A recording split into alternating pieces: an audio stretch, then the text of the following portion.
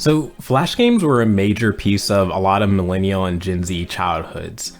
Most Flash games weren't exactly the pinnacle of quality, but they had almost a unique aesthetic and heart around them, especially ones that were made by fans in the community. And when you were trying to avoid actually learning something in your 4th grade computer lab, these were your saving grace. Many iconic games came out of Disney, Nickelodeon, Cartoon Network's websites, such as that Teen Titans fighting game, a couple of Billy and Mandy games, and Lilo and Stitch's Sandwich Stackers. The list goes on.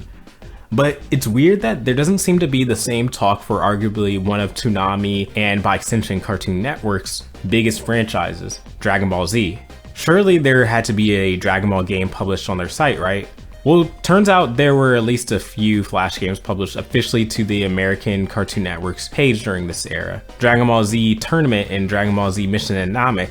These had me a bit intrigued, and so I started tracking down how to get them running. The Adobe Flash apocalypse of 2020 meant that all Flash games do not work on modern browsers like Chrome or Edge anymore, at least not without some heavy workarounds. Websites like the Wayback Machine allow you to play a lot of old Flash sites using a plugin called Ruffle, which is amazing in terms of preservation. I can basically view generations of Cartoon Network websites that were built entirely on top of Flash to this day. But these specific games that I mentioned before required an old plugin to play that even Ruffle couldn't launch. To solve this, I tried using an Internet Explorer emulator, which went back as far as Internet Explorer 7, but unfortunately even that still seemed to hang up when trying to install Shockwave Player.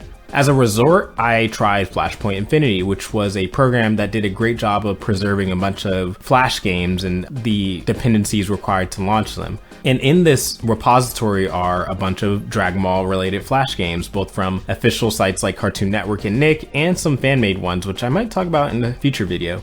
So first on our list is Dragon Ball Z Tournament. This is basically a strategy game where you can choose to move to any of the 4 quadrants of the map and choose an attack. Each attack moves in a certain direction, so choosing the correct combination will land in a hit. This is kind of a luck-based system. Unless you're playing in 2-player mode, there's not much worth in trying to figure out the rhyme or reason as to why the computer jumps to a specific spot. In that manner, I don't see it as a super enthralling game outside of the novelty of playing as a Dragon Ball Z character. The description's a bit weird too. It goes as compete for victory in a martial arts tournament on Namek. The game is definitely themed around the Namek arc, so I don't understand why there's a tournament spin around the description. There was no tournament on Namek. It also strikes me as an interesting business decision for this game and the next game because they go for strategy-based approaches when I feel like a more action-based game would fit the series and the aesthetic that Cartoon Network was trying to lead Dragon Ball Z in at the time. But these were the early days of Flash gaming, and Cartoon Network was pumping these games out like crazy, so it makes sense not to expect anything too crazy. Then we move on to Mission and Namek. Description is basically save Namek from the combined might of Frieza and the Ginyu Force. And right off the bat, there's a lot wrong with this game, just from a canon continuity standpoint. One is the weird inclusion of Trunks as one of the 3 characters. Obviously, Trunks was never on Planet Namek. He didn't even exist when Vegeta was on Namek, much less met the Ginyu Force. I guess around the time that this was made, he was a pretty popular character, so they needed to throw him in there. Either that or the devs were told that Trunks killed Frieza and just decided to throw him in there. Vegeta's also in his Cell Arc clothing, but I'm willing to ignore that. The entire purpose of this game, you have the Ginyu Force that are continually destroying the environment around Namek, like different zones, and you're supposed to balance between all of them and make sure they don't destroy a single area. And so it's kind of like a tower defense game, if you want to put it like that. Losing the game ends with Frieza destroying Namek, I guess. I also noticed that they don't really talk about Frieza's wish. I'm not confident the developers honestly knew what he was going to wish for. A common theme you'll see in these types of games are just the kind of wonky art styles as well. I don't think American artists really had a grasp on how to accurately draw anime in the early 2000s. In my searching, I also found 2 more games that were not part of American Cartoon Network's website, but existed on Cartoon Network Netherlands and Cartoon Network UK. There's Dragon Ball Z Pong, which looks very interesting. If you look at the portraits for Ginyu and Goku, I mean, Goku just straight up looks like Yamcha at this point. And then the Dragon Ball Z game that's on Cartoon Network UK. It's very weird. It's like you have Android 16 flying around. You have to like click on him to stop him from attacking. I personally wonder like how sanctioned this was. I don't understand the legality of licensing these kind of things in the UK or in Europe. So then we move on to the Nicktoons games. So for those who don't know, Dragon Ball Z Kai broadcast on Nicktoons Network in, I think it was 2010. And so it makes sense that they would have Dragon Ball Z related games on there. And really when I first went on there, the only thing I could find was Dragon Ball Z Kai Brain Blitz. It's just a trivia game for Dragon Ball. It's as simple as you'd imagine. Once upon a time, I probably could have done pretty good at this. There seems to be like a scoreboard system, but because this is an old game, obviously those scores are gone. Nicktoons isn't supporting that anymore. But as I was looking, I came across a game called Dragon Ball Kai, Duel of the Dragons. So this one was apparently a fighting game created by Working Man Interactive under the Dragon Ball Kai name. It's interesting that this game leaves out the Z in Dragon Ball Z Kai, given that its name in North America was Dragon Ball Z Kai, whereas in Japan, Japan only calls it Dragon Ball Kai. They drop out the Z. I couldn't actually find proof that this game ever existed on Nicktoons' website, but it's very clearly by Working Man Interactive. And you can tell if you're familiar with their Super Brawl Nickelodeon games, which is very strange.